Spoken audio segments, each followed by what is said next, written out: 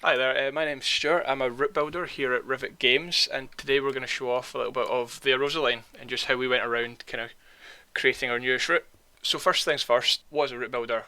A route builder is, at here at Rivet Games, someone who goes around creating the scenes, putting everything you see in each route, bringing what the artists have made, bringing it all together to kind of show off the final product. I'll just kind of go over how our process of kind of building up a little area. So I've just kind of cleared out a wee space around this track just to kind of show you what we do. So this is sort of that area in real life.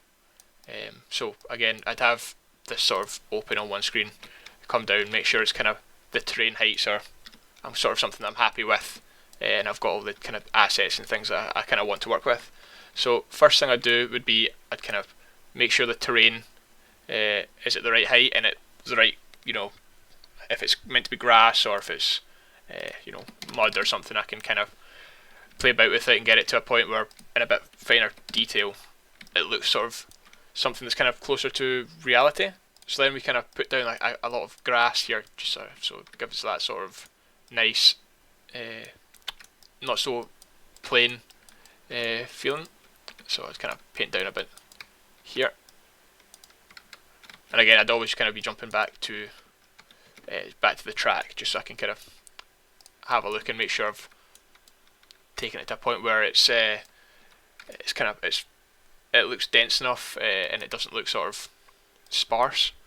And then I'd kind of add in a bit of detail. So looking through, the kind of trees and things we have we can kind of spot from Google Earth.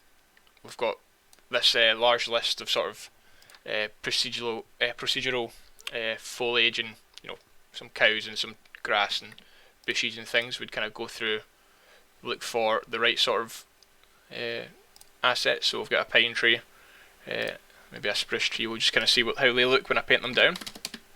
Make sure it's a small brush. Again, have the density sort of at a pretty low level, just so we kind of once it's in, we can kind of go in and we can have the chance to play about with the trees. So once we've got the trees in, we can go around, we can kind of scale the trees and move them individually to a place that we're kind of happy with. Then once we've kind of done that to a point I'm kind of happy with that, I'd then move on to other details such as I'll just add in some rocks here. I just add in something like a rock pile, maybe scale it up, kind of play about with it, just see what it kind of looks like from the track. If it kind of looks quite good, nothing's floating, and then I'd go back kind of reality. That's what that looks like there, and that's kind of whereabouts it'd be in real life. And we kind of obviously spend a lot of time throughout the process of each route kind of getting these details and making sure the rocks look nice, and everything in the kind of distance and the detail kind of looks something that we're happy with and kind of happy to move on from there. We kind of do the same for when we build up houses in areas like that. We have the same process, but we use instead of rocks it'd be cars and benches. So I'll just kind of go quickly over now about how we kind of work around doing this sort of tunnel areas. So you can see this kind of what we have in real life. So what would happen is one of our artists would actually model the tunnel. We'd leave the sort of catenary section till after the tunnel is in, just so we can follow it through, make sure it's kind of all linked up the way it should be.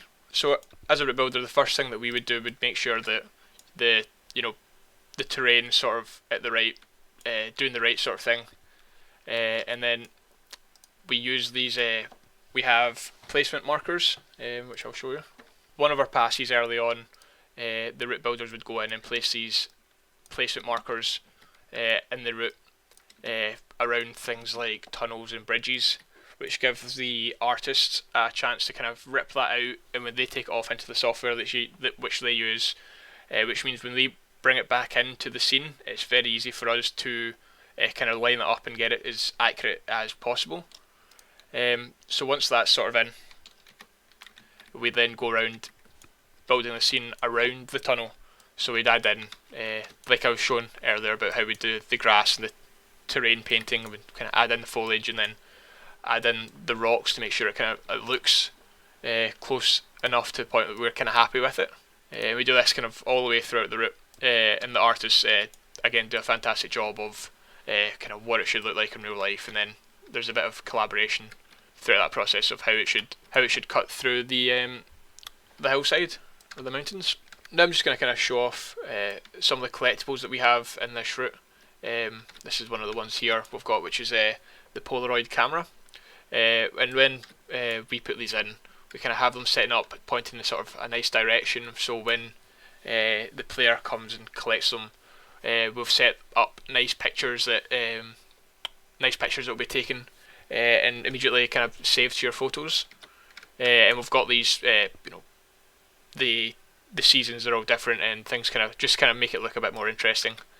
So that's the Polaroid camera. If we kind of come down here, we've got another one which is the route map. It's got all the stations, the shape of the route, again, which is kind of standard across most of the TSW routes. We have made 2 new collectibles for this route. This first one is just over here, which is a nice wee toy ibex, which one of our artists done a fantastic job making. And the last one we made is a snow globe, which we've been hidden around the route. So I'll just kind of show them off in a bit more detail here. We've got the Polaroid camera, which in the game has a picture sticking out, and once you've collected that, it will then have the finished picture on it.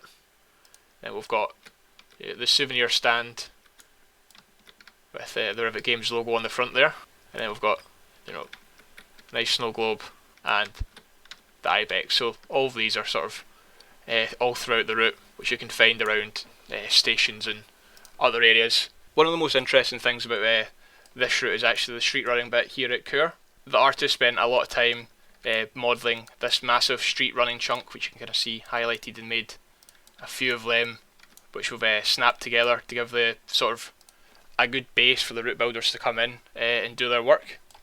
So again, all these houses and things were made especially for sort of these areas to try and get it just as close to what is there in real life. So as you can see, I'll just show you this wee comparison. If you just go, that's what we've managed to recreate in the game, and then so that's what it looks like in real life, and this is kind of where we are at in the game, just trying to get, they've got the benches and the bins here, which we've just tried to recreate. We've got the we've got things like the trees running alongside the river, and we've got the trees on the pavements, which again we've tried to replicate, along with street signs, any decals and things on the ground. We've tried to get just as close to possible as we could, just to give it that extra level of feel, as well as adding in a bit of dirt and grime, just to kind of make it feel a bit more lived in. So the artists have done just a fantastic job of recreating what things look like, which gives us as the route builders such a solid base to kind of go through and just put it all together and just kind of add to what they've done. I'll give a quick run through of how we kind of go around doing the catenary, and just how kind of what our processes are for kind of how we get it to the standards we get it at. So as I was saying earlier, one of our artists made a bunch of new catenary for this route, which gave us a really good starting off point. So again, we went through and we used a lot of references from Google Earth, Street View, and any videos or pictures that we could find. And so I'll delete out a wee bit just so we can kind of show what's going on. And this is done up the entire route. So as you can see, this is just a large list of the types of catenary we have. So I'll give a quick overview. So we would select a bit of track that we kind of want to snap this catenary to, and then we'd pick the one which we think would be the closest to what there actually is. I'll just quickly select one. So I'll just use this one. We just kind of spawn it in. Again, make sure using Google Earth and things, it's sort of in the right place. We can kind of move it, make sure it's wherever we want it to be.